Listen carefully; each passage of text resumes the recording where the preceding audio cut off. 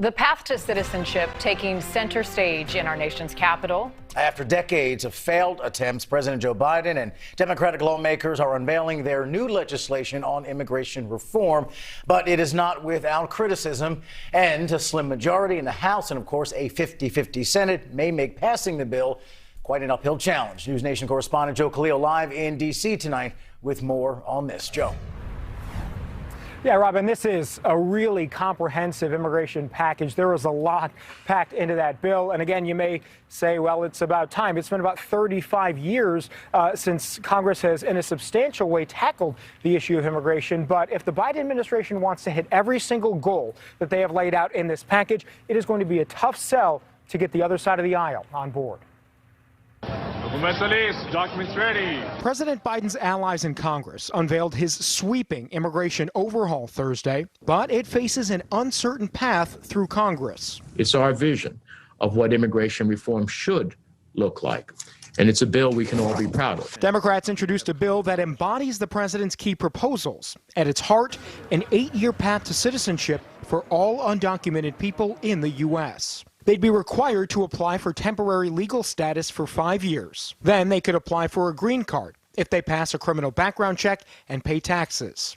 3 years later, if they demonstrate they speak English and pass a civics test, they could become full citizens. This immigration reform legislation provides hardworking people and families who have lived here for years, in some cases for decades, an opportunity for them to earn their citizenship. Republicans are lining up to oppose many of the reforms, but the bill's Democratic backers say they hope to lure support from GOP lawmakers in large agriculture states with a boost in visas to farm and low-skilled immigrant workers, from 10 to 40,000 a year. They are essential workers, so essential that our economy would not function without them.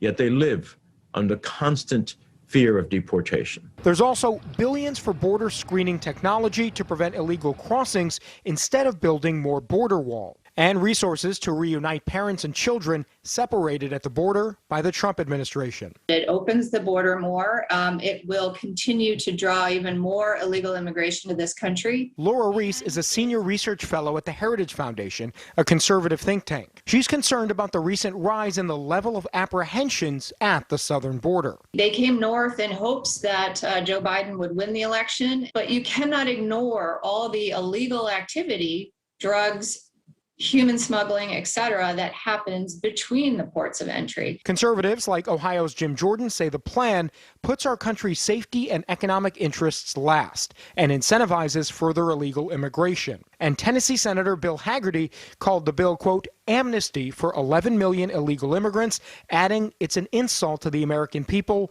and a legal immigration system. So there are some border security measures in that package, but as you just heard, conservatives have been pushing back on it because it's not exactly what they would want to see. And remember, the Biden administration on day one issued a couple of executive orders. One of them stopped funding for the border wall altogether. So that construction is going to be stopped as they move forward now and try to get bipartisan support for this package. Reporting live tonight in Washington, D.C., Joe Khalil, News Nation.